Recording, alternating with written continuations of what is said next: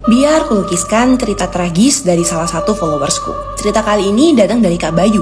Jadi waktu itu dia dan keluarganya punya satu ART, namanya Mbok Darmi. Nah si Mbok ini emang jarang banget pulang. Setelah 2 tahun kerja di rumahnya Kak Bayu, lebaran tahun lalu akhirnya Mbok Darmi pulang kampung tuh untuk pertama kalinya.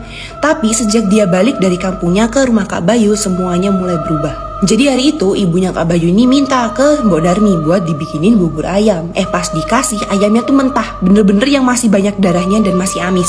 Terus pas ditanya pelan-pelan, katanya si Mbok Darmi ini lagi gak fokus aja. Terus kejadian selanjutnya ini baru beneran ngeri. Jadi waktu adiknya Kak Bayu ini, si F, tidur di sofa, dia kebangun karena ngerasa ada yang nindihin bagian pinggangnya.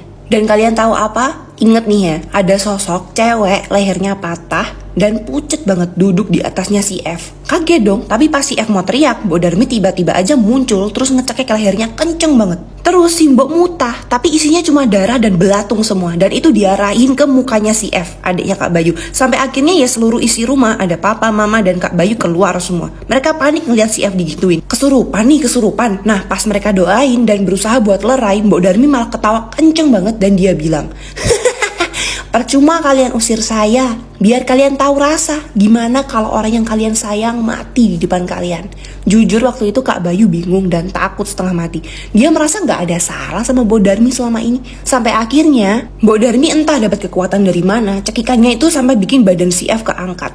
Abis itu kedengeran suara krek gitu. Dan coba tebak, leher si F patah, kepalanya sama ngegantung dan dia dijatuhin gitu aja ke lantai sama Mbok Darmi, tapi ya masih hidup.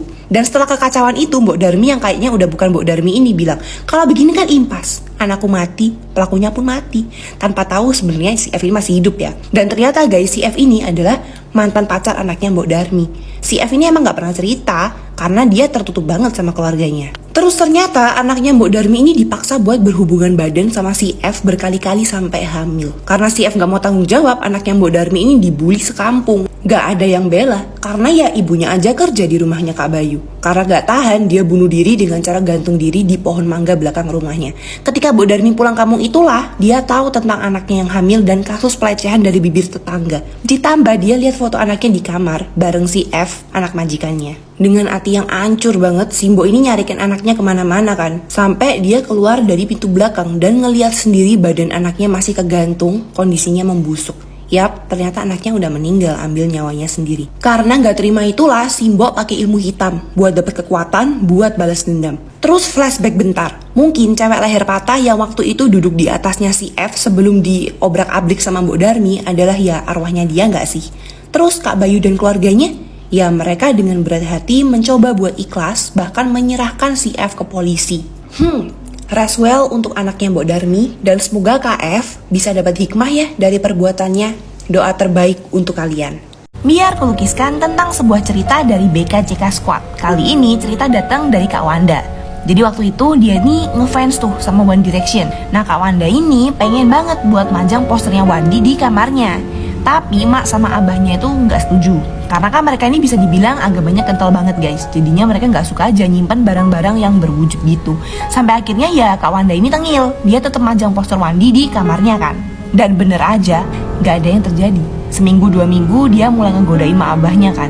Mana katanya kalau pasang poster tuh nggak baik. Nih buktinya Wanda oke-oke aja gitu. Terus satu hari nih, ada satu temennya Kak Wanda yang indigo, itu main ke rumahnya. Nah pas masuk kamar, dia merhatiin seluruh sisi kamarnya Kak Wanda. Pokoknya nih, ngeliatinnya tuh kayak yang melotot, bener-bener serius gitu loh. Nah terus abis itu pandangannya tuh terpaku ke poster Wandinya Kak Wanda. Tapi ya dicuekin aja sama Kak Wanda. Pikirnya kan, oh mungkin dia notice nih ada poster yang baru dipajang kali ya. Soalnya selama ini main ke rumahnya posternya belum dipajang gitu kan. Terus skip nih, sampai akhirnya si temen ini pulang. Malamnya Kak Wanda lagi main HP guys di kasur. Dan gak lama ada suara cewek ketawa centil banget. Gitu. Dan suaranya kayak yang persis dari depan dia. Mulai kaget tuh Kak Wanda, tapi ya dikacangin aja. Toh dia aslinya emang rada Jagger, berani. Sampai hari-hari berikutnya pun dia ngalamin hal-hal yang aneh di kamarnya. Suara ketawa centil, terus suara orang gebuk-gebuk kasur, sampai suara ketikan keyboard PC padahal gak ada orangnya. Sampai akhirnya dia gak tahan tuh kan, dia marah. Dia bilang, bisa gak sih gak usah ganggu, balik sono ke neraka. Nah abis bilang gitu, poster Wandi kesayangannya itu jatuh ke lantai guys. Dan pas Kak Wanda mau benerin, dia lihat ada 3 kuntilanak lagi jongkok ngeliatin posternya sambil ketawa-ketawa centil gitu. Rambutnya panjang banget sampai kayak seluruh lantai kamarnya itu ketutup rambut. Dan dia ngeliat muka kuntilanaknya, katanya hancur banget, bau busuk pula. Ngeliat begituan ya nyalinya langsung keropos dong. Doi kabur keluar kamar dan cerita ke mak abahnya. Terus mak abahnya bilang, lah kan udah dari lama Wan kelihatan putih-putih masuk ke kamarmu, cuman kami taunya kamu berani. Ya mak abah gak bilang ke kamu. Dengar begitu dia nangis kejer, kenapa gak dibilang sih dari awal? Terus besokannya di sekolah dia cerita juga ke temennya yang indigo tadi. Dan katanya sejak waktu dia main ke rumahnya Kak Wanda, emang udah ada itu circle kuntilanak itu. Ngeliatin posternya sambil kepalanya kayak goyang kanan, goyang kiri. Kayaknya mereka suka deh orang ganteng-ganteng begitu. Udah deh sampai sekarang Kak Wanda trauma pajang poster dimanapun. Biar kulukiskan cerita dari Kak Kamil. Cerita kali ini aku ambil karena kayaknya bakalan lebih bisa relate dibandingkan sama cerita-cerita followers yang lain. Jadi Kak Kamil ini bisa dibilang pendiam banget. Sampai akhirnya dia lulus SMA dan dia lebih memilih untuk membangun usahanya sendiri dengan dimodalin sama orang tuanya. Nah karena dia itu udah dibangunin usaha sendiri, otomatis dia udah jarang banget tuh pulang ke rumah ayahnya karena ya kesibukan pekerjaannya.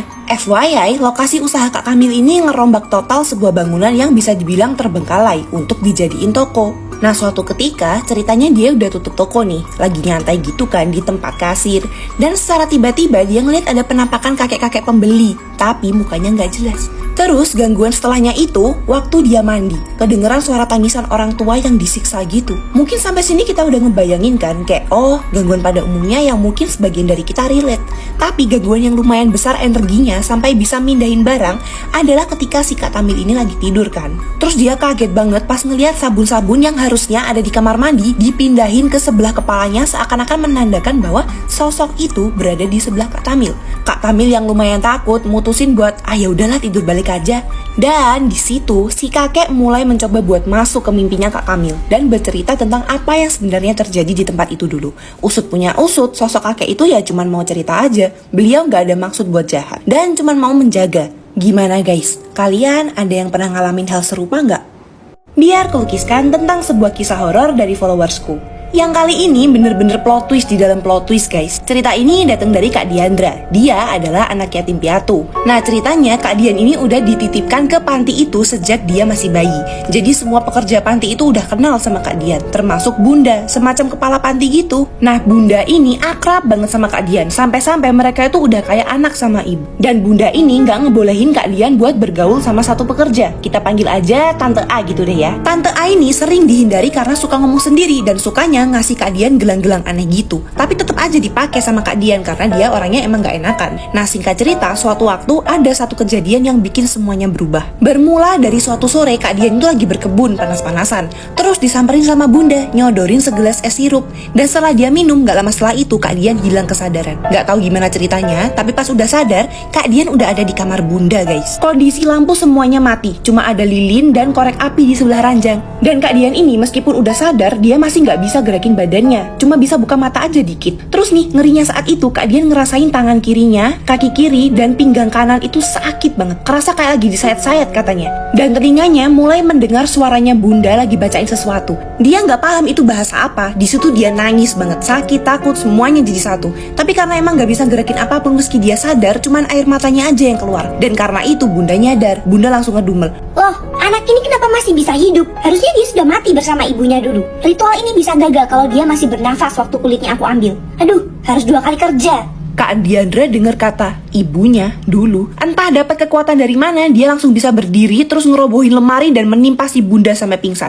Dan pas banget dia buka kunci pintu, ada Tante A berdiri tepat di depan pintu. Tante A langsung narik tangannya Kak Dian, terus larilah itu mereka dan ketemu angkot. Nah pas sampai di daerah yang lumayan rame, barulah itu Tante A cerita. Jadi Tante A ini adalah ibu kandungnya Kak Dian dan Bunda adalah tantenya Kak Dian. Kaget gak? Dan ibu yang dimaksud Bunda tadi udah meninggal adalah ya orang lain, suruhannya Tante A dulu. Kayak emang sengaja ditukar gitu loh perannya. Dan Kak Dian juga masih bisa hidup karena jimat gelang yang pernah dikasih sama Tante A. Gak sampai di situ aja, ayah kandung dari Kak Dian ternyata adalah suaminya Bunda. Hah?